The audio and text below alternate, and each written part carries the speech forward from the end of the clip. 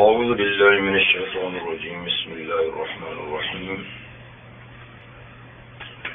هو الذي أنزل من السماء ماء لكم منه شراب ومنه شجر فيه تسيمون ينبت لكم به الزرع والزيتون والنخيل والأعناب ومن كل الثمرات إن في ذلك لآية لقوم يتفكرون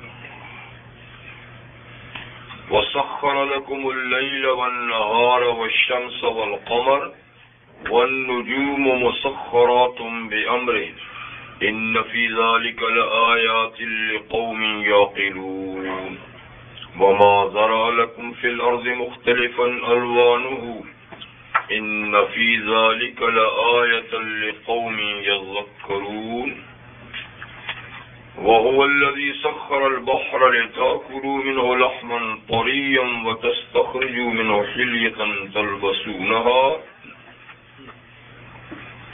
وترى الفلك مواخر فيه ولتبتغوا من فضله ولعلكم تشكرون وعلامات وألقى في الأرض رواسي أن تميد بكم وأنهارا وسبلا لعلكم تهتدون وعلامات وبالنجم هم يهتدون صدق الله العظيم. سورہ نحل کی آیت نمبر 10 سے آیت نمبر 17 تک آیتیں آپ کے سامنے تلاوت. ابتدائی صورت سے نزول قرآن کی وجہ بتائی گئی تھی کہ قرآن جو ایک روح ہے اللہ کے حکم سے فرشتوں کے واسطے سے اللہ نے جس پر چاہا اس پہ نازل کیا، اور نازل کرنے کی وجہ یہ ہے کہ صاحب قرآن یعنی جو نبی ہیں وہ لوگوں کو اس بات سے ڈرائیں کہ اللہ کے سوا کوئی معبود نہیں. اگر کسی نے اللہ کے سوا کسی کو معبود بنایا تو وہ مجرم قرار پائے گا، تو اس بات سے ڈرائیں. آگے پھر اس پہ دلائل تھے، اور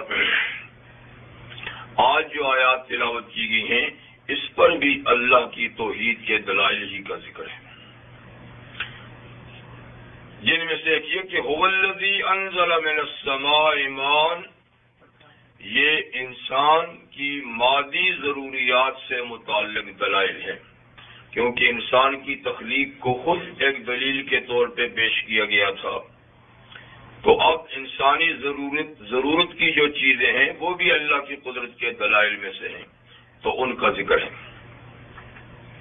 هو الذی انزل من السماء ماء لکم منہ شراب، اللہ وہی تو ہے، معبود برحق وہی تو ہے کہ جس نے آسمان سے تمہارے لیے پانی برسایا. آسمان کا مطلب ہے بلندی. میں نے کئی دفعہ کہا ہے کہ سما کا لفظ بلندی کے لیے ہوتا ہے، کیونکہ آسمان بھی بلندی پر ہے اس لیے اس کو بھی سما کہتے ہیں، ورنہ ہر بلندی کو سما کہتے ہیں. تو چونکہ ڈائریکٹ آسمان کے اوپر سے تو بارش نہیں آتی نا، بادلوں سے آتی ہے، تو بادل بھی اوپر ہوتے ہیں تو بادلوں کو بھی سما کہتے ہیں. تو اس لیے اس کا معنی ہو گیا کہ جس نے اللہ وہی ہے جس نے بادلوں سے پانی برسایا. لیکن چونکہ حکم اوپر سے آتا ہے، خالی بادلوں سے تو بارش نہیں برستی تھی جب تک اللہ کے برسانے کا حکم نہ ہو جائے، تو اس لیے آسمان سے بھی کہہ سکتے ہیں. یعنی حکم برسانے کا آسمان سے آتا ہے اور برستی ہے بادلوں سے، برستی ہے بادلوں سے. کیا مال پانی، پانی انسانی ضروریات اور اس کی زندگی کے لیے ہوا کے بعد سب سے زیادہ ضروری چیز ہے، جس پر انسان کی زندگی کا دار و مدار ہے. اور انسان کے خون میں 80% پانی کی مقدار ہوتی ہے اور 20% باقی غذائیات جو ہے نا وہ خون میں ہوتی ہے. 80% پانی ہوتا ہے. تو اتنی ضروری چیز ہے انسان کی حیات کے لیے پانی. من و شراب، کہ اس آسمان سے برسنے والے پانی میں سے، من ہو اس پانی میں سے، شراب مشروب ہے پینے کا، یعنی یہ پانی پینے کے کام آتا ہے. اس کا بڑا فائدہ کیا ہے؟ اس کو پیا جاتا ہے. جیسے اللہ تعالیٰ نے بارش کے پانی کے لیے ارشاد فرمایا سورہ فرقان میں، وَأَنزَلْنَا مِنَ السَّمَاءِ مَاءً طَهُورًا، ہم نے آسمان سے پاک کرنے والا پانی برسایا ہے. یعنی وہ پانی بذات خود پاک ہے اور دوسری چیزوں کو پاک کر دیتا ہے، ان کو صاف کر دیتا ہے، پاک کر دیتا ہے، ان کی دھلائی کر لیتا ہے. تو صرف طاہر نہیں طہور ہے، طاہر نہیں طہور ہے، طاہر بھی ہے طہور بھی ہے، خود بھی پاک، اور چونکہ یہ براہ راست اوپر سے آتا ہے تو اس پانی میں شفا بھی ہوتی ہے. اگر اس پانی کو جمع کر کے پیا جائے تو زمین کے ساتھ ملے ہوئے پانی کی نسبت سے وہ زیادہ شفا کا باعث بھی ہوتا ہے. تو اس پانی میں سے ایک فائدہ کیا؟ مینو شرابن، کہ اس میں سے مشروب ہوتا تمہارا پینے کا کام آتا ہے. وَمِنْهُ شَجَرٌ، اور اس پانی سے درخت بھی تو اگتے ہیں. درخت چونکہ ایک زمین پہ نمایاں نباتات ہے، بالکل واضح، ورنہ اصل بات یہ ہے کہ گھاس پھوس اور جڑی بوٹیاں اور جھاڑیاں بھی تو بارش سے اگتی ہیں. تو یہ سب اس درخت کی تعریف میں آ جاتے ہیں. فی تسیمون، کہ ان درختوں میں اور ان سے اگنے والے گھاس میں تم اپنے جانوروں کو چراتے ہو. تسیمون، اپنے جانوروں کو. تو جانور خود اللہ کی قدرت کی نشانی، جن کا ذکر پیچھے ہو چکا، اور ان کے انسان کے لیے مفید ہونے کا بھی ذکر ہو چکا. تو یہاں جانوروں کی غذا کا بھی ذکر ہو گیا، اس لیے کہ پانی جیسے انسانی حیات کے لیے ضروری ہے تو اسی طرح جانوروں کی حیات کے لیے بھی ضروری ہے. جتنا انسان کے لیے ضروری ہے اتنا ہی جانوروں کے لیے بھی ضروری ہے. اور پھر جیسے انسانوں اور جانوروں کے لیے ضروری ہے اتنا ہی پانی نباتات کے لیے بھی ضروری ہے. جتنی چیزیں زمین سے اگتی ہیں ان کے لیے بھی پانی ضروری ہے. جی، تو بہرحال حیوانات اور نباتات سب چیزوں کی حیات اور زندگی وابستہ کس سے ہے؟ پانی سے ہے. جیسے ایک آیت میں اللہ تعالیٰ نے ارشاد فرمایا، وَجَعَلْنَا مِنَ الْمَاءِ كُلَّ شَيْءٍ حَيٍّ، ہم نے پانی سے ہر چیز کو زندگی دی ہے. پانی ہر چیز کی زندگی کا ایک ضروری حصہ ہے. تو اس سے پیا بھی جاتا ہے اور اس سے درخت بھی اگتے ہیں. فِيهِ تُسِيمُونَ، جن میں تم جانور چراتے ہیں. يُنبِتُ لَكُم بِهِ الزَّرْعَ، جہاں جانوروں کی خوراک کا ذکر کیا تو اللہ تعالیٰ خود انسانی خوراک کا بھی ذکر کرتا ہے کہ جانوروں کی خوراک جو درخت اور جھاڑیاں اور گھاس ہیں، اسی طرح خود جو تمہاری حیات کی دوسری ضروریات ہیں وہ بھی تو پانی سے اگتی ہیں.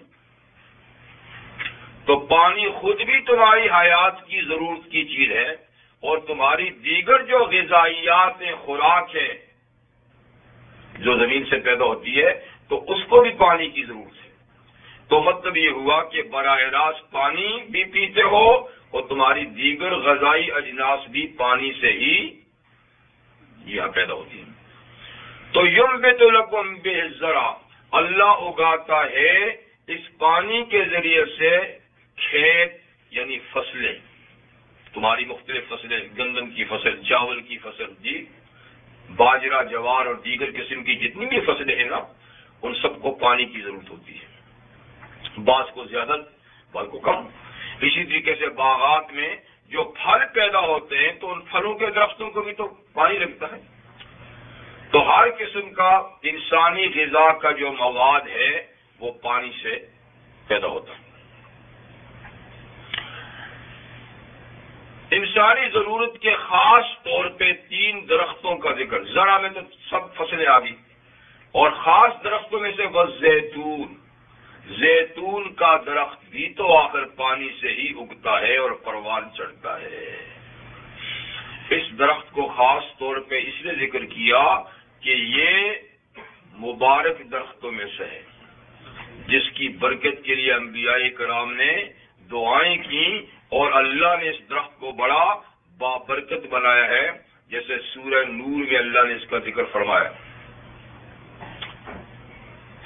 اللہ نور السماوات والارض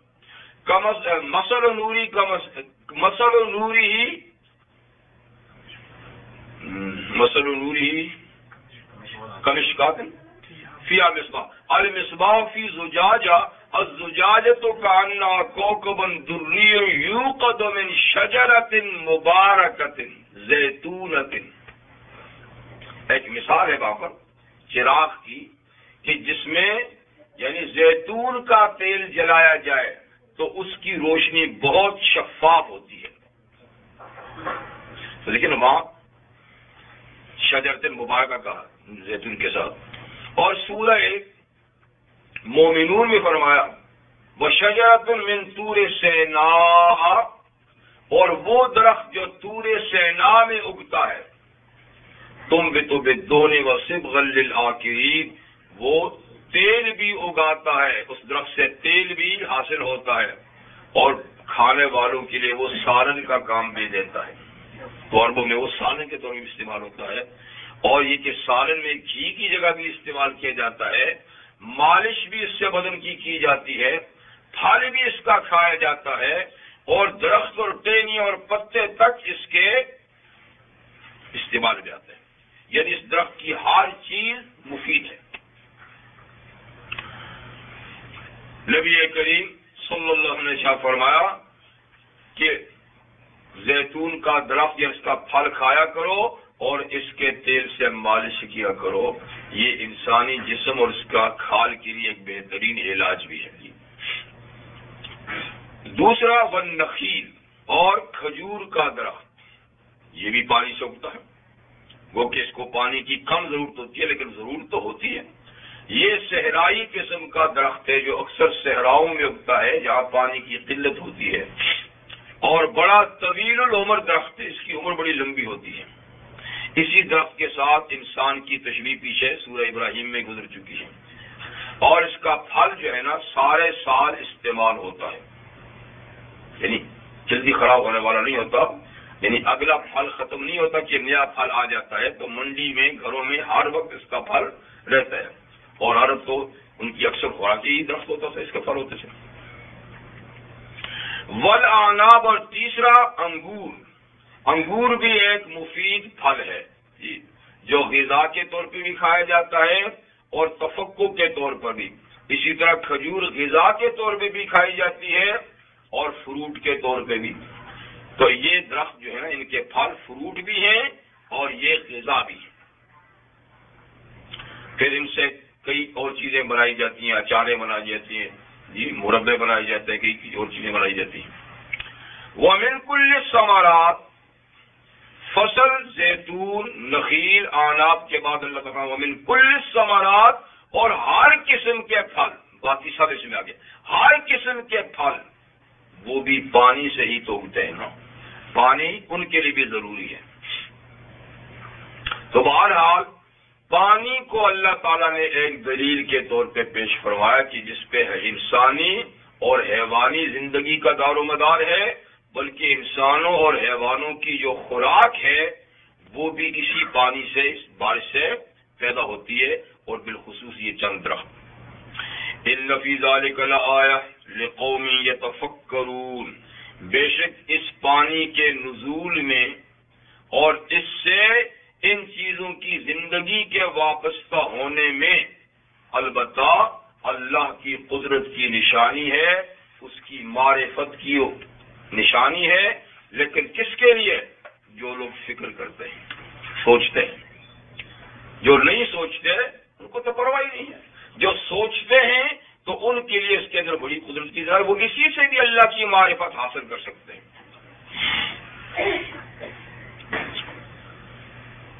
اس کے علاوہ وَسَخَّرَ لَكُمُ اللَّيْلَ وَالنَّهَارَ، اللہ تعالیٰ نے تمہارے لیے مسخر کر دیا ہے، یعنی تمہارے کام میں لگا دیا ہے رات اور دن کو، سورج اور چاند کو، اور ستارے جو ہے نا مسخرات بامرہ، وہ بھی اللہ کے حکم سے تمہارے کام میں لگے ہوئے ہیں۔ آپ کو یاد ہوگا کہ تسخیر کے میں نے آپ کو دو معنی بتائے تھے۔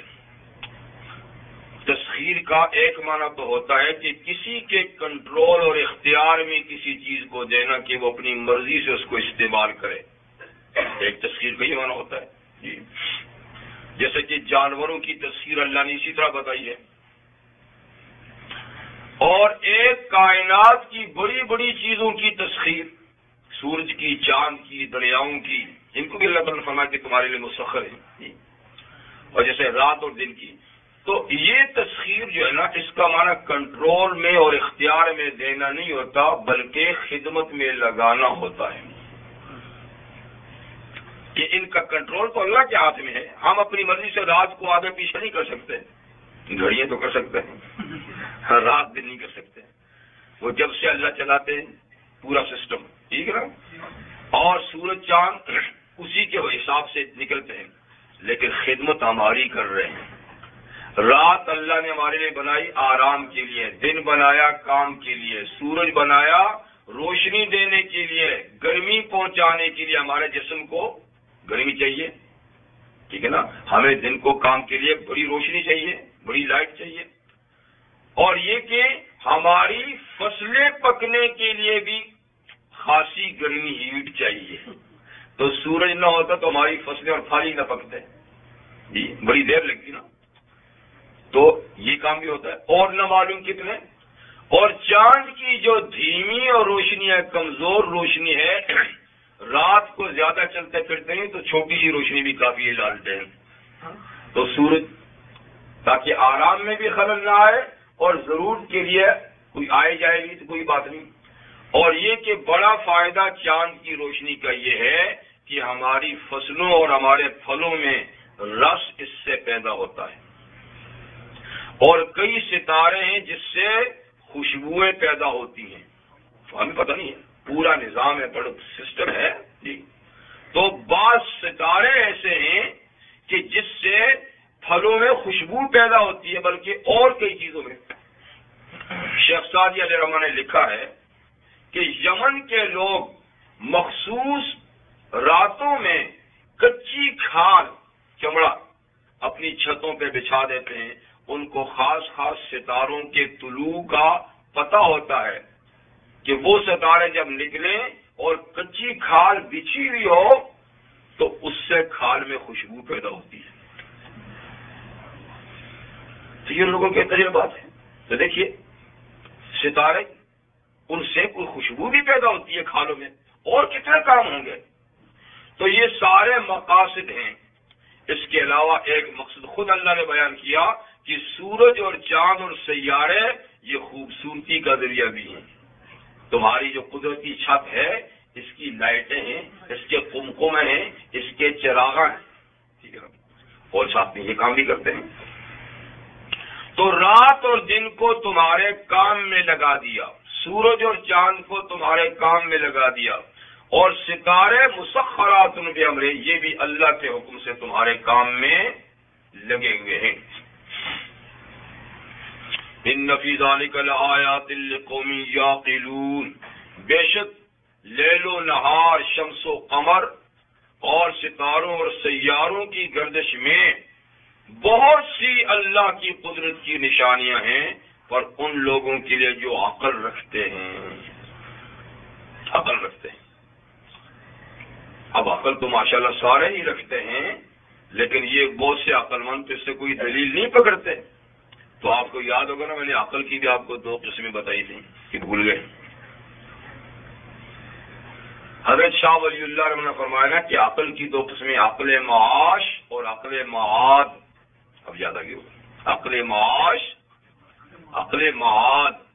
تو یہ جن کا ذکر ہے یہ عقل معاد ہے، عقل معاش نہیں۔ تو جن لوگوں کی ساری سوچ اور فکر تگ و دو اس دنیا کو بنانے کے لیے، آخرت کے بارے میں، اللہ کے بارے میں سوچتے ہی نہیں ہیں، تو ان کی عقل عقل معاش ہے۔ عقل معاش ہے، اس لحاظ میں وہ بڑے عقل مند ہیں، ہم بہت پیچھے ہیں ان سے، دنیا بنانے اور سجانے کے لیے وہ ہم سے بہت آگے ہیں، ان کی عقلیں بڑی تیز ہیں اور بڑا کام کر رہے ہیں، لیکن عقل معاد کے لحاظ سے وہ بالکل کھوٹے ہیں، عقل وہاں ہے ہی نہیں، کام ہی نہیں ہو رہی ہے۔ اور کچھ عقل معاد رکھتے ہیں، ان کو دنیا کی فکر ہی نہیں ہے، بھائی یہ 2 دن گزر جائیں گے، جیسے تیسے گزر جائیں گے، ساری فکر آخرت کی ہے، سب فکر، یہ عقل معاد ہے۔ وہ ساری سوچ، ساری تگ و دو، ساری محنت آگے کے لیے کرتے ہیں، یہاں کے لیے صرف بقدر ضرور۔ تو یہ فرما کہ ان چیزوں میں عقل مندوں کے لیے نشانیاں ہیں، تو آپ کہیں گے کون سے عقل مند؟ عقل معاد رکھنے والے، وہ بے شک انہی میں غور کرتے ہیں، اسی سے اللہ کی پہچان کرتے ہیں۔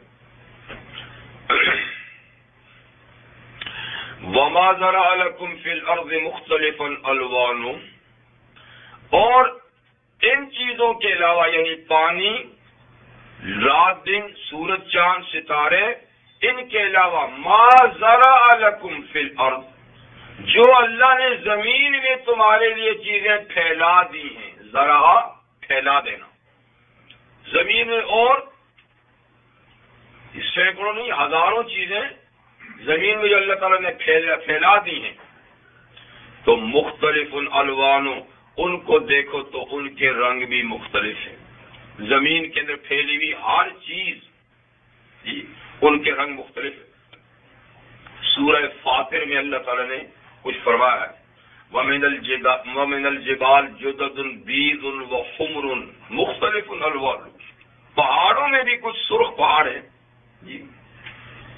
اور کچھ سفید پہاڑ ہیں، قُلْ غَرَابِيبُ سُودٌ، بالکل بجنگے کالے پہاڑ بھی ہیں۔ پتھروں میں آپ دیکھیے تو پتھر ایک ہی جنس ہے، لیکن کتنی قسم کے پتھر ہیں۔ درختوں کو دیکھیے تو کتنی قسم کے درخت ہیں، جھاڑیوں کو دیکھیے، گھاس کو دیکھیے کتنی قسم کے ہیں، زمین کے ٹکڑے دیکھیے کتنی قسم کے ہیں، اور پھر اس میں بسنے والی ہر مخلوق کو دیکھیے، سانپ کتنی قسم کے ہیں، بچھو کتنی قسم کے ہیں، شیر، گیدڑ، چیتے، پرندے کتنی قسم کے ہیں، اور پھر خود انسانوں کو دیکھیے، بابا جی کی اولاد کو دیکھیے، کوئی کس رنگ کا ہے، کوئی کس رنگ کا ہے، کوئی کس قد کا ہے، کوئی کس قد کا ہے۔ تو مختلف الوان، زمین کے اندر پھیلی ہوئی ساری چیزوں کے رنگ مختلف ہیں، آدمیوں کے بھی مختلف ہیں، جانوروں کے بھی مختلف ہیں، نباتات کے، جمادات کے، حیوانات کے، ہر چیز کے رنگ مختلف ہیں۔ ان فی ذلک لآیہ، زمین کے اندر پھیلی ہوئی مخلوق کے رنگوں کا مختلف ہونا بھی اللہ کی قدرت کی نشانی ہے، اس سے بھی اللہ کی معرفت حاصل ہو سکتی ہے، اس سے بھی اللہ کی توحید پہ دلیل حاصل کی جا سکتی ہے، پر کس کے لیے؟ لقوم یذکرون، ان لوگوں کے لیے دلیل ہے جو کچھ نصیحت حاصل کرنا چاہیں، تو ان مختلف رنگوں سے بھی نصیحت حاصل کر لیں گے، لیکن جس نے نصیحت ہی حاصل نہیں کرنی تو اس کے لیے پھر کوئی دلیل ہی نہیں ہے۔ وہ تو سب چیزوں کا کہنا کہ بس یہ اتفاقات ہیں، بس یہ اتفاقاً ایسا ہو گیا ہے، یہ نیچرلی طور پہ ایسا ہو گیا ہے، نہیں کہ کسی نے کیا ہے، کسی غرض کے لیے کیا ہے، یہ نہیں۔ وَهُوَ الَّذِي سَخَّرَ الْبَحْرَ، اور اللہ وہی ہے جس نے تنہا سمندر کو بھی تمہارے کام میں لگا دی، یعنی تسخیر کا معنی ہے خدمت میں لگانا، کام میں لگانا، کنٹرول میں نہیں، دریا ہمارے کنٹرول میں تو نہیں، کام میں لگا دیا۔ تو دریا کو مسخر، سمندر کو مسخر کر دیا۔ سمندر ہماری خشک زمین کے 3 حصے بڑا ہے، ہم خشک زمین جو ہے اس کو ربع مسکون کہتے ہیں، ربع مسکون یعنی 1/4 حصہ آباد ہے اور باقی 3 حصے سمندر چاروں طرف سے گھیرا کیا ہوا ہے۔ تو اتنی بڑی کائنات جو ہماری زمین سے 3 گنا بڑی ہے، وہ بھی اللہ نے ہمارے کام اور ڈیوٹی میں لگا رکھی ہے، سمندر بھی ہمارے لیے بہایا ہوا ہے۔ کیسے؟ کہا وہ اسٹور ہے، وہ تمہارے لیے زمین بھی اسٹور ہے اور سمندر بھی اسٹور ہے۔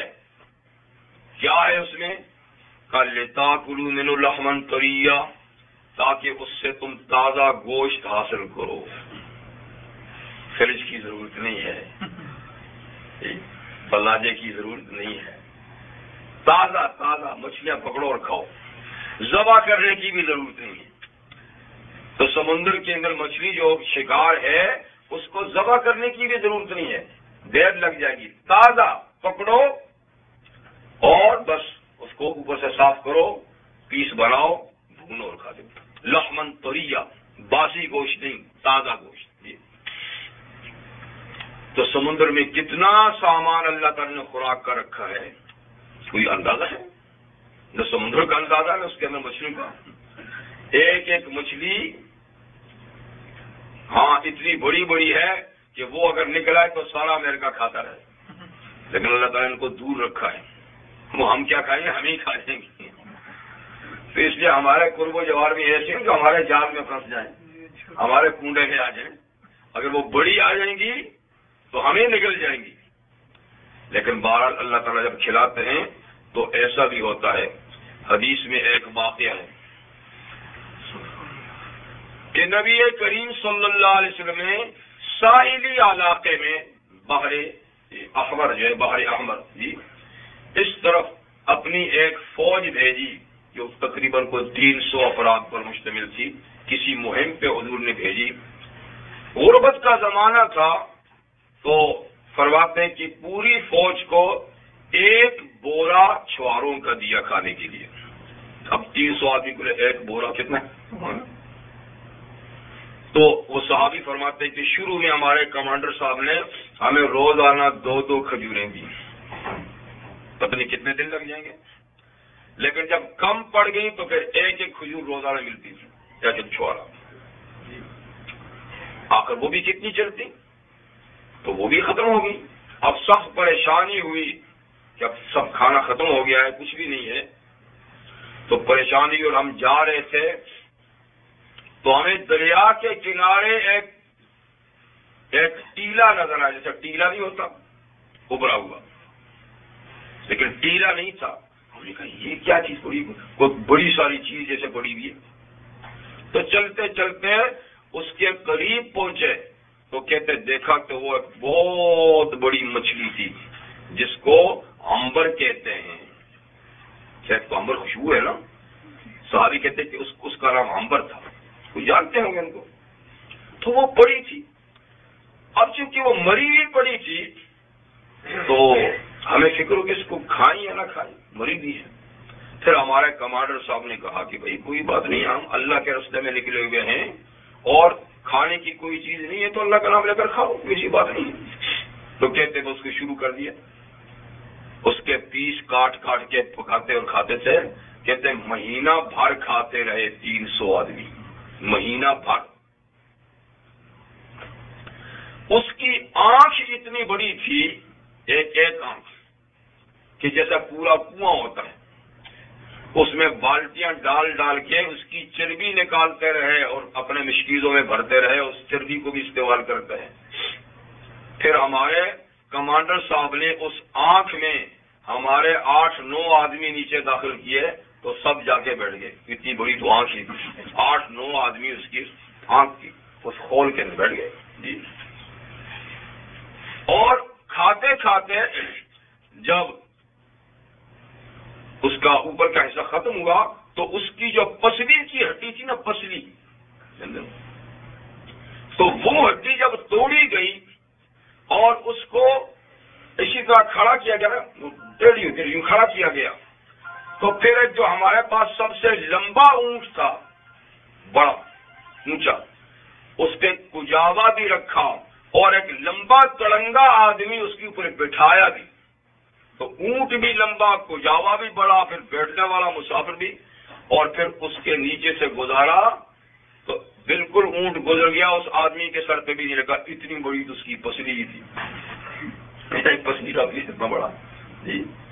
تو خیر وہ سلسلہ ہوا۔ تو جب ہم اپنی مہم پوری کر کے واپس پیغمبر کریم صلی اللہ علیہ وسلم کے پاس مدینہ گئے تو یہ قصہ بیان کیا تو حضور نے فرمایا وہ اللہ نے تمہارے لیے روزی بھیجی تھی،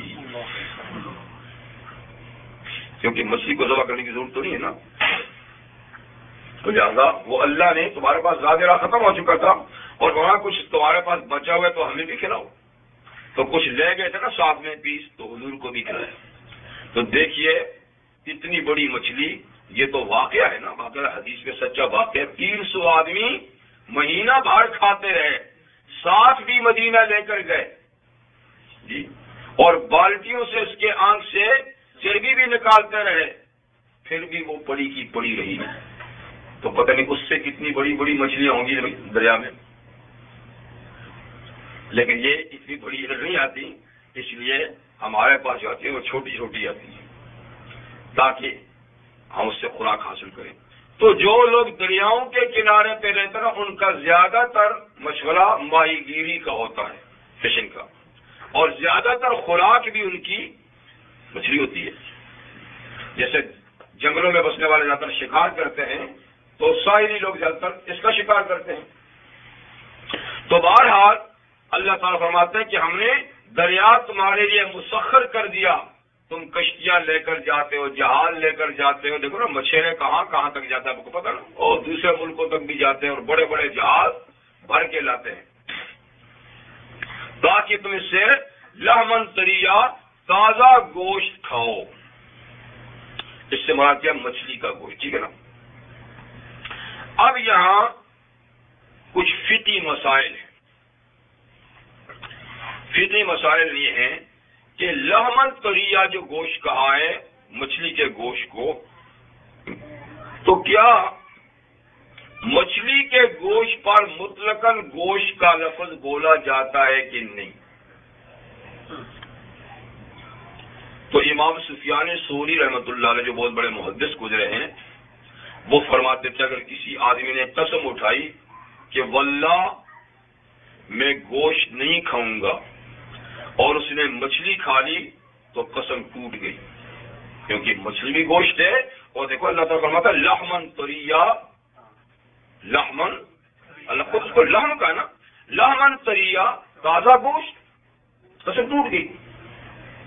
لیکن امام ابو حنیفہ رحمہ اللہ فرماتے ہیں کہ کسی نے قسم اٹھائی کہ میں گوشت نہیں کھاؤں گا، مچھلی کھائی تو قسم نہیں ٹوٹے گی۔ یہ فقہی بات ہے، اجتہاد کی بات ہے۔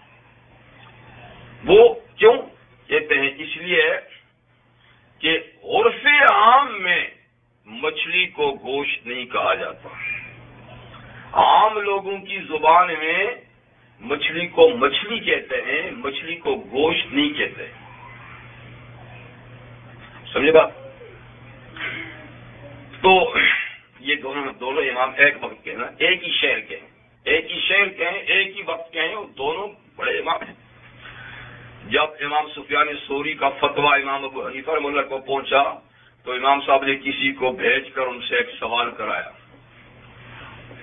کہ تم جا کر امام صاحب سے پوچھو اگر کوئی آدمی قسم اٹھائے کہ میں بچھونے پہ نماز نہیں پڑھوں گا اور وہ زمین پہ نماز پڑھ لے تو نماز قسم ٹوٹ جائے گی کہ نہیں؟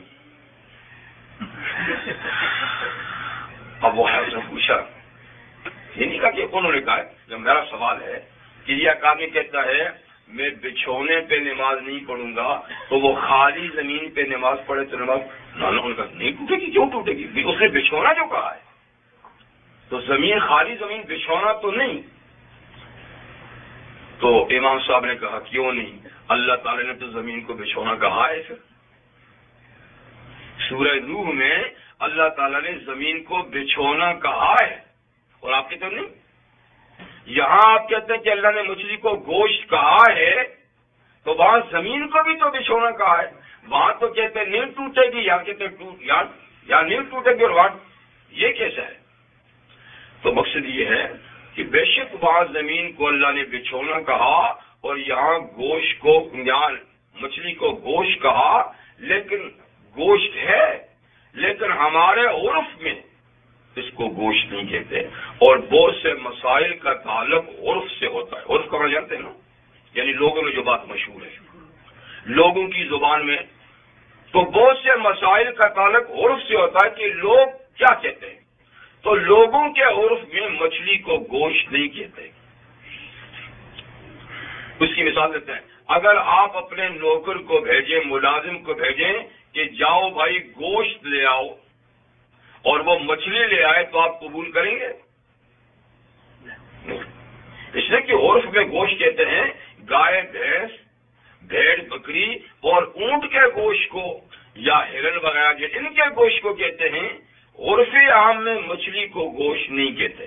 اس کو جب کہتے ہیں تو گوشت یہ ساتھ مچھلی کہتے ہیں. تو اس لیے فرمایا تو تم اس کو تسلیم نہیں کرو گے. جب اس کو تسلیم نہیں کرو گے تو معلوم ہے کہ عرف میں اس کو نہیں کہتے. سمجھے؟ اسی طریقے سے باقی اور اس قسم کے مسائل ہیں جن کا تعلق یعنی عرف کے ساتھ ہے.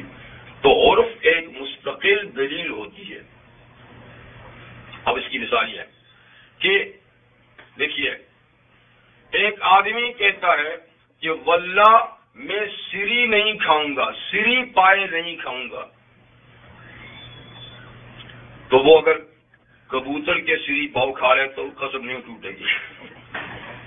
اس لیے کہ اگرچہ حقیقت میں پرندوں کا سر جو ہے نا وہ بھی تو سری ہے اور اس کے پاؤں بھی تو پائے ہیں، لیکن عرف عام میں ان کو سری پائے نہیں کہتے. عرف عام میں سری پائے کس کو کہتے ہیں؟ بھیڑ، بکری، گائے، بھینس، بیل، اونٹ وغیرہ ان کے سر، ان کی ٹانگوں کو سری.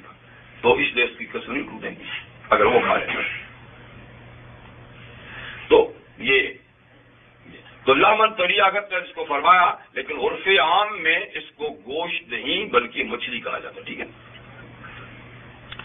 وَتَسْتَخْرِجُ مِنْ حِلْيَةٍ تَلْبَسُونَهَا، تو ایک تو سمندر کو تمہارے خدمت میں لگایا کہ تم اس سے تازہ بتازہ گوشت حاصل کرو. ٹھیک. اور دوسرا وَتَسْتَخْرِجُ مِنْ حِلْيَةٍ، تاکہ تم اس سے زیورات نکالو، تلبسونہا، جس کو تم پہنتے ہو. تو کون سے زیورات نکلتے ہیں؟ موتی اور مونگے. دریاؤں سے موتی اور مونگے نکلتے ہیں.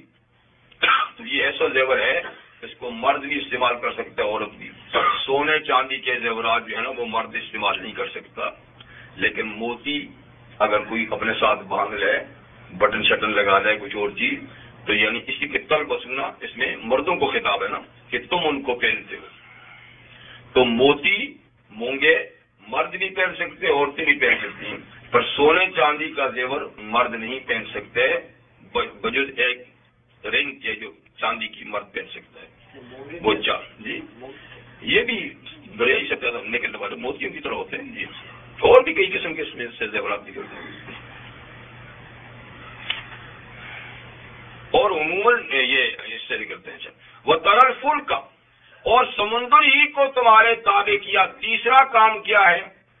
آپ دیکھتے ہیں کشتی کو. تو فلک میں نے آپ کو بتا کرنا، فلک چھوٹی بڑی ساری کشتیوں کو کہتے ہیں. بڑے سے بڑا جہاز اور چھوٹی سے چھوٹی کشتی سے لے کر سب کو فلک کہتے ہیں. اور آپ کشتیوں اور جہازوں کو دیکھیں گے مواخر فیہ، کہ وہ پھاڑتے ہوئے جا رہے ہیں سمندر میں. ان کو نوکدار بنایا ہوتا ہے نا، تو جب بڑے بڑے جہاز یا کشتیاں جاتی ہیں نا تو اس کو پھاڑتی ہوئی جاتی ہیں تیزی کے ساتھ. تو پھاڑتے ہوئے جاتے ہیں. اتنے بڑے سمندر کو تمہاری کشتی چھوٹی ہو یا بڑی ہو پھاڑتی ہوئی جاتی ہے. تو یہ ہم نے تو اس کو مسخر کیا ہے نا، ورنہ ایک تھپیڑا لگائے تو تمہاری کشتی ہو ساحل پہ پڑی ہو. سمندر کے تھپیڑے بھی بڑے بڑے ہیں نا ماشاء اللہ. جی. لیکن پھر بھی دیکھو اللہ تعالیٰ نے تابع کیا ہے ہواؤں کا رخ وغیرہ. تو ہمارے کتنے سفر ہوتے ہیں، کتنی کشتیاں جہاز کس میں چلتے ہیں. وَلِتَبْتَغُوا مِنْ فَضْلِهِ، تاکہ ان چھوٹے بڑے جہازوں کے ذریعے سے تم اللہ کا فضل تلاش کرو. فضل سے مراد مشہور کیا ہے؟ یعنی تجارتی سامان لاؤ لے جاؤ. اس لیے کہ بہت بڑا تجارت کا سامان اب بھی سمندروں کے رستے سے ہوتا ہے.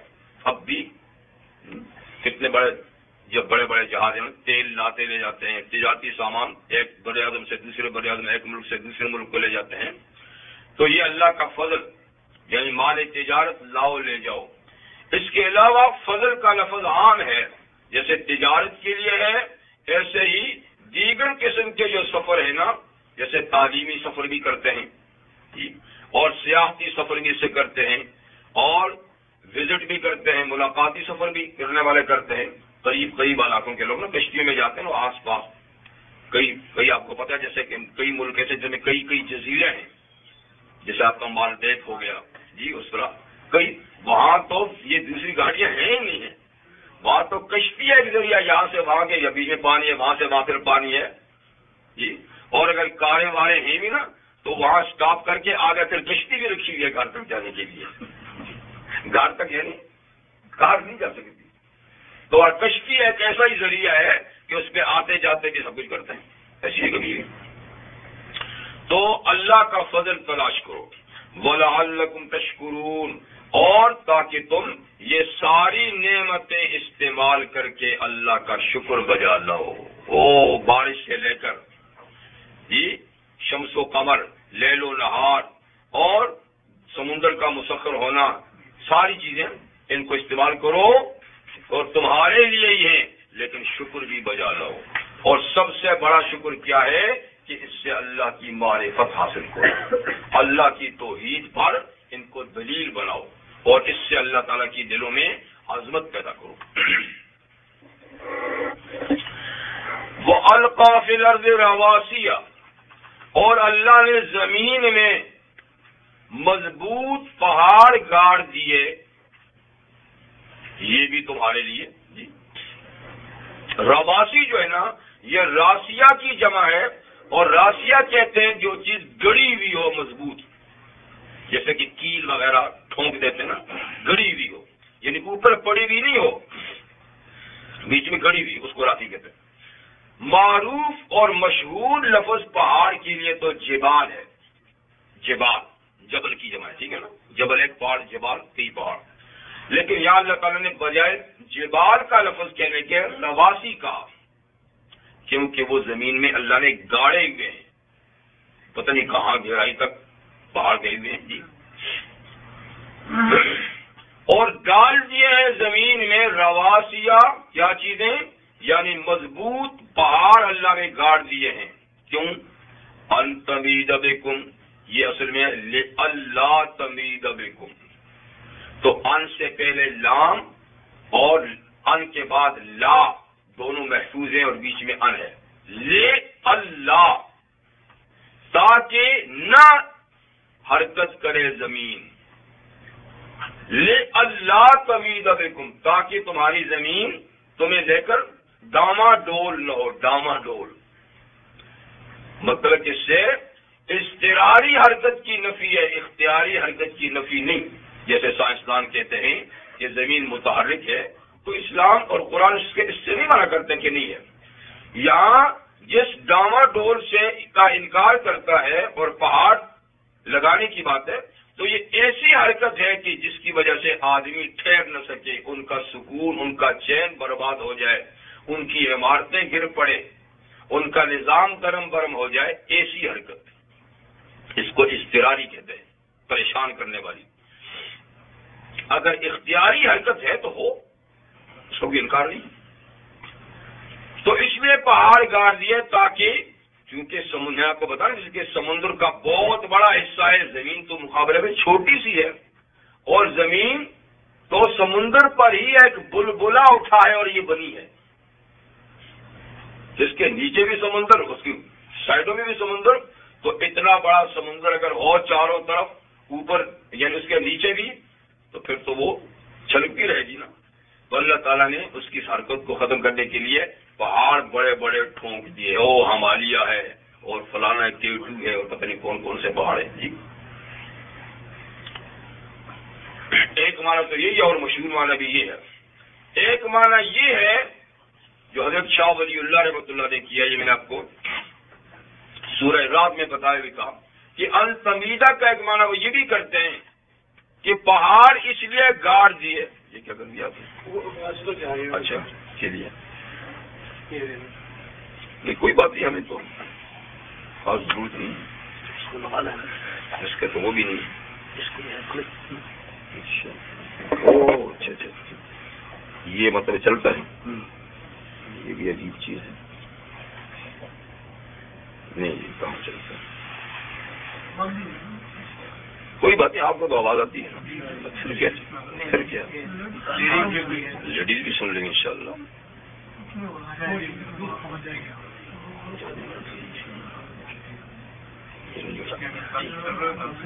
چلیے وہ آواز جاتی ہے انشاءاللہ۔ تو انتمیدہ کا ایک معنی تو یہی ہوا نا کہ زمین چھلکے نہیں، جبکہ تھوڑا سا جھٹکا ہوتا تو ہم کتنے پریشان ہو جاتے ہیں اور ہمارے گھروں کی دراڑیں پڑ جاتی ہیں، اور ذرا بڑا جھٹکا ہو تو ماشاءاللہ ملیا میٹ ہو جاتا سب کچھ۔ تو اگر یہ زلزلہ ایسے ہی چلتا رہتا تو پھر تو کوئی بھی بچ نہ سکتا نا سارا نظام۔ تو ایک تو حرکت کو متوازن بنانے کے لیے پہاڑ ہیں، اور ایک دوسری بات یہ ہے ان تمید بکم کہ اگر پہاڑ نہ ہوتے تو تمہاری زندگی مضطرب ہوتی، تو تمہاری زندگی کا اضطراب دور کرنے کے لیے اللہ تعالیٰ نے پہاڑ لگا دیے۔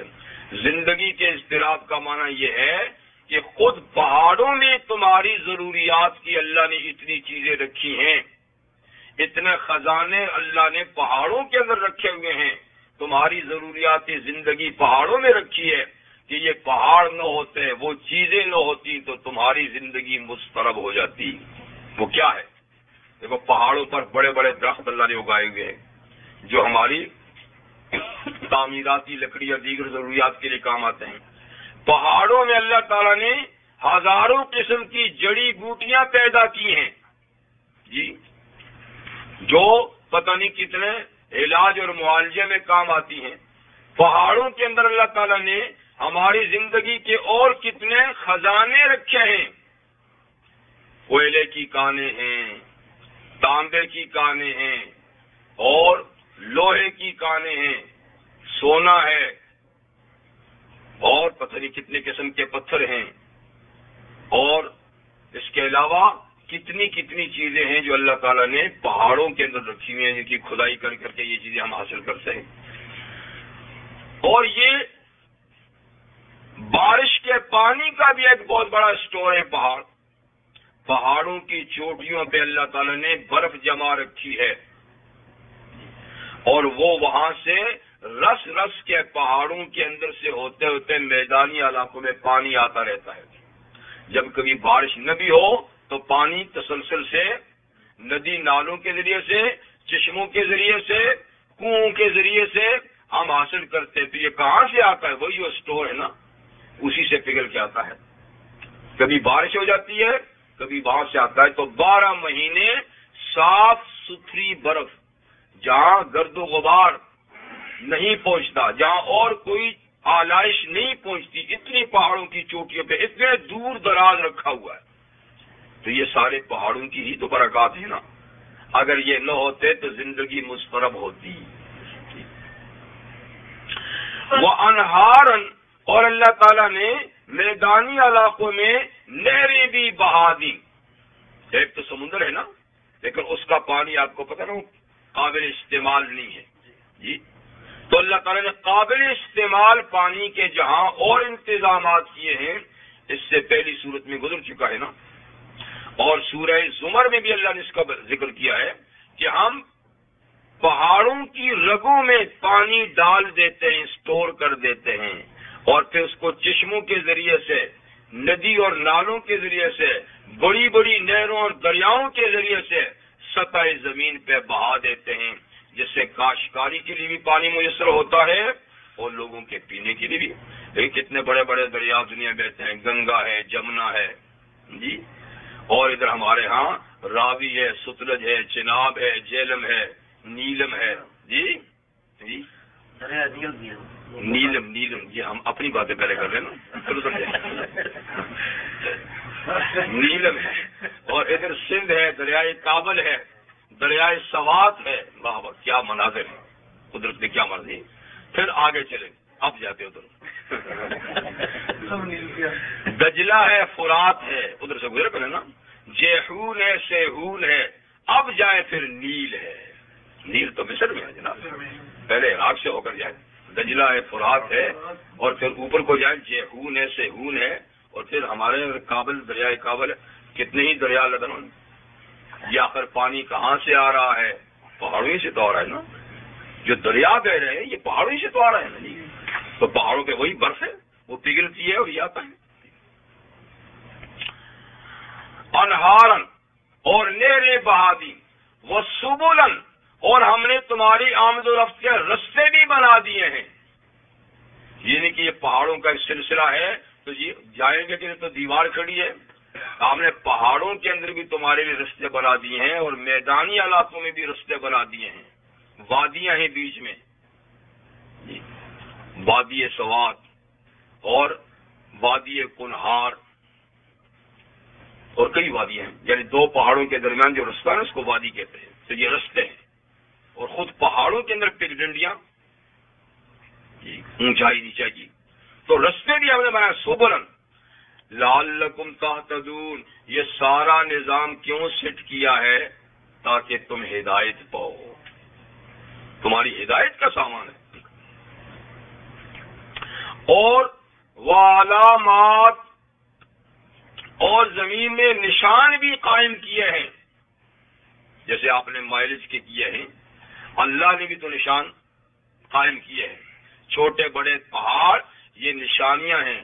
جب آپ سے کوئی رستہ پوچھا نا فلاں شہر کو جانا ہے، کوئی رستہ بتاؤ، کہتا ہے وہ پہاڑی وہ پہاڑی وہ پہاڑی کراس کرو تو آگے شہر آ جائے گا جی، وہ ٹیلا یوں گزرو اس پہاڑ سے اس پہاڑ سے، تو یہ پہاڑ علامات اور نشانیاں بھی ہیں رستے بتانے کی کہ فلاں شہر، فلاں ملک، فلاں گاؤں اس رستے سے آپ آئے گا، اتنی پہاڑیاں کراس کرنے کے بعد آئے گا۔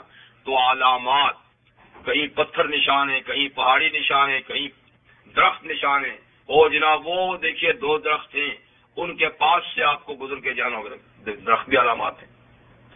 ندی نالے بھی ہیں کہ آپ جائیں گے تو 3 ندیاں کراس کرنے کے بعد فلاں شہر آ جائے گا، یہ بھی علامات ہیں۔ تو یہ ساری چیزیں جانے والوں کے لیے علامات بھی ہیں، نشانیاں بھی ہیں۔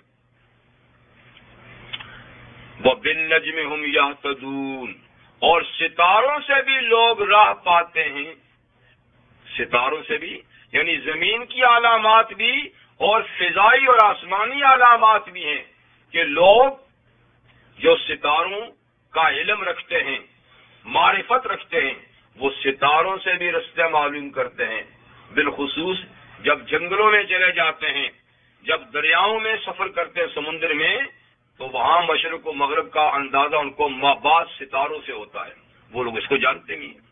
اب تو ماشاءاللہ دنیا ترقی کر گئی ہے اور آپ کے پاس کمپاس موجود ہیں اور آپ ہر طریقے سے رستے معلوم کرتے ہیں، لیکن اس زمانے میں جب یہ چیزیں نہیں تھیں تو ستاروں سے لوگ رستے معلوم کرتے تھے۔ یہ فلاں ستارہ ہے، یوں جاؤ، یہ فلاں سیدھ میں ہے، فلاں ستارہ فلاں کی سیدھ میں ہے، وہ فلاں کے سیدھ میں ہے، علامات۔ وَبِالنَّجْمِ هُمْ يَهْتَدُونَ، اور ستاروں سے بھی لوگ راہ پاتے ہیں۔ تو اتنی ساری دلائل، یہ اللہ کی قدرت اور اس کی توحید کی ہے۔ یہ سارے کام کس نے کیے؟ سارے۔ اب فرماتے ہیں افمن یخلق کمن لا یخلق، افمن یخلق، کیا جو سب کچھ پیدا کرتا ہے وہ اس کی طرح تم نے سمجھا جو کچھ بھی پیدا نہیں کرتا؟ یعنی عقل کی مار ہے، عقل کی مار ہے کہ افمن یخلق، کیا وہ ذات جو سب کچھ پیدا کرتی ہے، کمن لا یخلق، جو ایک ذرہ بھی نہیں پیدا کرتا، تم نے ان کو برابر کیا ہوا ہے؟ تو اللہ تعالیٰ سورہ احقاف میں بھی فرماتے ہیں ذرا مجھے بتاؤ، ارونی ماذا خلق الذین من دونی، مجھے بتاؤ نا میرے سوا جو جن کو خدا کہتے ہیں انہوں نے پیدا ہی کیا کیا، ذرا بتا کے دکھاؤ۔ کیا کوئی زمین کا پیس انہوں نے بنایا ہے، آسمان کا کوئی ٹکڑا انہوں نے بنایا ہے، یا کوئی اور چیز بنائی ہے؟ تو ذرا دکھاؤ تو صحیح نا۔ تم نے جو اتنی بڑی پوزیشن ان کو دے رکھی ہے، جی کہ وہ نفع نقصان کے مالک ہیں، وہ فلاں فلاں کرتے ہیں، تو ذرا بتاؤ کہ اس کائنات میں انہوں نے بنایا ہی کیا ہے؟ تو افمن یخلق، کیا جس نے یہ سب کچھ بنایا ہے، سب کچھ سجایا ہے تمہارے لیے، کمل لا یخلق، وہ اس کی طرح جس نے کچھ بھی نہیں بنایا؟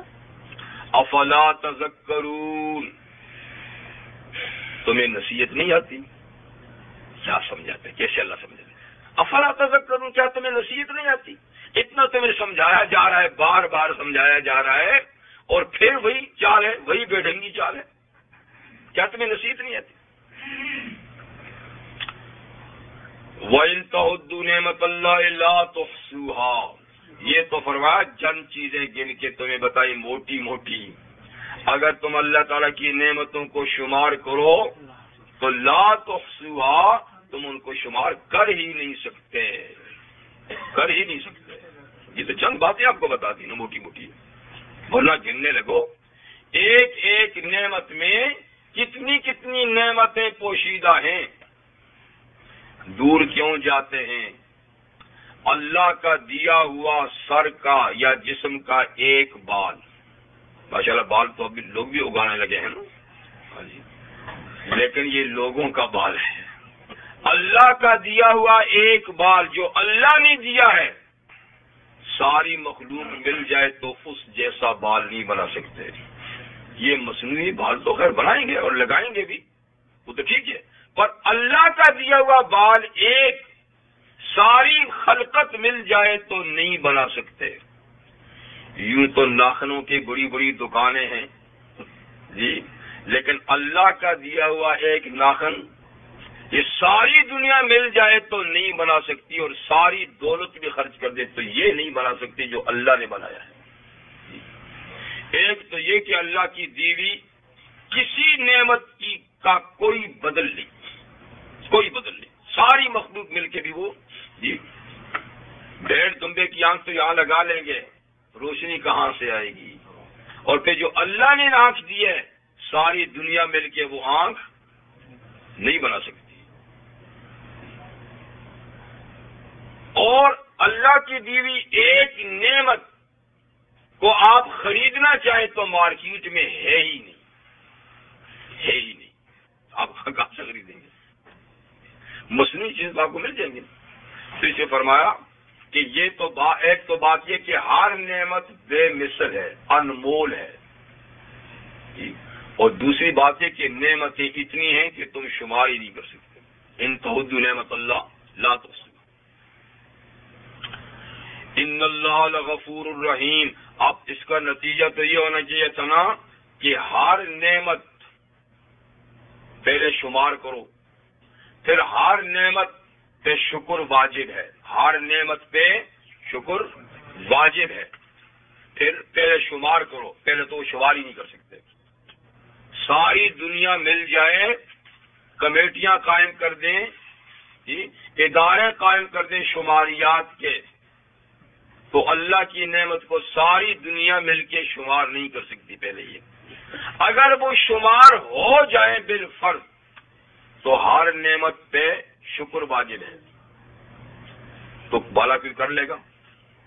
نہیں کر سکتا۔ تو پھر کیا ہے؟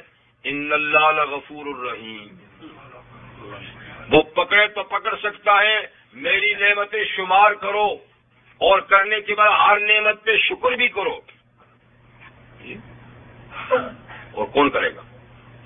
تو وہ چاہے تو پکڑ سکتا ہے، میری نعمتوں کا شکر کیوں ادا نہیں کیا تھا، پکڑ سکتا ہے نا، لیکن پھر بھی ان اللہ لغفور الرحیم، اس لیے کہ نہ تم شمار کر سکتے ہو اور نہ تم ساری نعمتوں کا شکر ادا کر سکتے ہو، اس لیے اللہ غفور الرحیم ہے۔ کچھ تو کرو نا، کچھ موٹی موٹی نعمتوں کا تو شکر ادا کر دو، ساری کا میں نہیں پوچھوں گا، پر تم اتنا بھی نہیں کرتے۔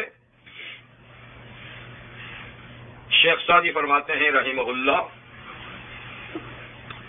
ہر نفسی کی فرومی رود ممد حیات است و چون برمی آیت مفرح ذات است، پس در ہر نفسی دو نعمت موجود است و بر ہر نعمت شکر واجب۔ کہتے ہر سانس جو آدمی لیتا ہے، سانس ایک دفعہ لیتا ہے تو باہر کی تازہ ہوا آکسیجن اندر جاتی ہے، ٹھیک، اور اندر کی غلیظ مواد وہ باہر نکلتا ہے۔ ایک سانس سے اندر کی گندی ہوا باہر کی تازہ ہوا اندر جاتی ہے۔ تو شیخ فرماتے ہیں کہ ایک سانس میں دو نعمتیں ہوئی، ایک سانس میں ایک آنے کی ایک جانے کی، جی، گندا مواد جانے کی، اچھا مواد آنے کی۔ تو ایک سانس میں دو نعمتیں ہوئیں اور ہر نعمت پہ شکر واجب ہے، تو ایک سانس پہ دو شکر واجب ہے۔ اور علامہ ابن قیم فرماتے ہیں کہ نارملی طور پہ آدمی 24,000 سانس لیتا ہے دن رات میں، 24,000 سانس لیتا ہے دن رات میں۔ تو شیخ فرماتے ہیں کہ ایک سانس میں دو، تو صرف 24 گھنٹے کے سانسوں پہ کتنا شکر ہو گیا؟ 48,000۔ یہ تو صرف ایک سانس کی بات ہے، ایک سانس، فقط سانس کی نعمت پہ دن رات میں 48,000 دفعہ شکر واجب ہے، باقی تو باقی رہے گی۔ تو بات مشکل ہے، اس لیے اللہ تعالیٰ ہماری کمزوری سے واقف ہے کہ تم یہ نعمتیں تو شمار بھی نہیں کر سکتے اور ہر نعمت کا شکر بھی نہیں، اس لیے ان اللہ لغفور الرحیم، اللہ تعالیٰ بخشنے والا مہربان ہے۔ کچھ تو کرو نا، موٹا موٹا کام کرو، کھانے پہ بیٹھو تو بسم اللہ پڑھ لو، اور ختم کرو تو الحمدللہ کہہ دو بس، اور سونے کے لیے لیٹو تو بسمک اللہم اموت واحیا پڑھ لو، اور صبح اٹھو تو الحمدللہ احیانا بعد اماتنا الیہ النشور پڑھ دو، جی، بیت الخلاء میں جاؤ تو اللہم انی اعوذ بک من الخبث والخبائث کہہ دو، واپس نکلو تو غفرانہ کا کہہ دو، کچھ تو کر لو نا، سارا نہیں کرتے تو۔ اور حدیث میں پیغمبر کریم صلی اللہ علیہ وسلم نے ارشاد فرمایا کہ ہر بنی آدم جب سو کر صبح اٹھتا ہے تو اس کے جسم کے جوڑوں پر صدقہ واجب ہو جاتا ہے۔ جب آدمی رات کو سو کے صبح اٹھتا ہے تو صحیح سلامت جب اٹھتا ہے تو اس کے جسم کے ہر جوڑ پہ صدقہ واجب ہوتا ہے، اور جوڑ کتنے ہیں؟ 360، ماشاءاللہ، کچھ تو جواب مل گیا۔ جوڑ جسم میں 360، تو صبح جب اٹھتا ہے تو 360 صدقے واجب ہو جاتے ہیں۔ شکر اپنی جگہ میرا، اب تو صدقے کی بات ہوگی، بکرے کہاں سے لائیں گے 360؟ لیکن دیکھیے آقا صلی اللہ علیہ وسلم کی شان رحمت کے فرمایا، گھبراؤ نہیں، بکرے تو اسے نہیں مانگتے یار صبح 360 بکروں کا صدقہ دو، فرمایا سبحان اللہ کہو تو یہ بھی صدقہ ہے، اللہ اکبر کہو تو یہ بھی صدقہ ہے، لا الہ کہو تو یہ بھی صدقہ ہے، کسی کو نیکی کا رستہ بتا دو یہ بھی صدقہ ہے، رستے سے کانٹا ہٹا دو، پتھر ہٹا دو، یہ بھی صدقہ ہے۔ یعنی ہر نیکی صدقہ ہے، ہر نیکی صدقہ ہے۔ اور پھر بھی 360 پورا کرتے کرتے وقت گزر جائے گا، پھر تو ڈیوٹیاں رہ جائیں گی ساری۔ تو اس لیے فرمایا نہیں، سنیے، ہر بات میں آپ اس آیت کو نہ پڑھیں نا، کوئی اور نسخے بھی تو بتائیں نا۔ پھر حضور نے فرمایا کہ جس نے چاش کے وقت 2 رکعت نماز پڑھ لی 360 جوڑوں کا صدقہ ادا ہو گیا۔ صرف 2 رکعت نماز پڑھ لی چاش کی، جی، سورج جب نکلتا ہے نا گرم ہوتا ہے، تو فرمایا یہ 2 رکعتیں پورے جسم کے اعضاء کا صدقہ ہو جاتے ہیں۔ اب تو آسان ہو گیا سب، اب تو کہتے ہیں اللہ غفور رحیم، 2 رکعت بھی نہ پڑھیں تو یہ بات ہی ختم ہو گئی۔ تو اس طریقے سے دیکھیے نا اللہ تعالیٰ کی ان گنت نعمتیں ہیں، اور ہم نہ تو شمار کر سکتے ہیں اور نہ ان کا شکر ادا کر سکتے ہیں۔ تو ایک طرف تو اللہ تعالیٰ غفور الرحیم ہے، پتہ نہیں کتنی نعمتیں یوں ہی، اور پھر بعض کا آسان نسخہ بھی بتا دیا ہے کہ اتنا سا کر لو تو اتنا کام ہو جائے گا، اتنا سا کر دو تو اتنا کام ہو جائے گا، جی۔ واللہ یعلم ما تسرون وما تعلنون، تم تو نہیں جانتے کتنی نعمتیں، لیکن اللہ جانتے ہیں جو تم چھپاتے ہو جو تم ظاہر کرتے ہو، اللہ سے کچھ بات مخفی نہیں، تمہارے دلوں کے راز بھی اس کو پتہ ہے، جو چھپاتے ہو وہ بھی، جو ظاہر کرتے ہو۔ سبحانک اللہم و بحمدک، اشہد ان لا الہ الا انت، استغفرک و اتوب الیک۔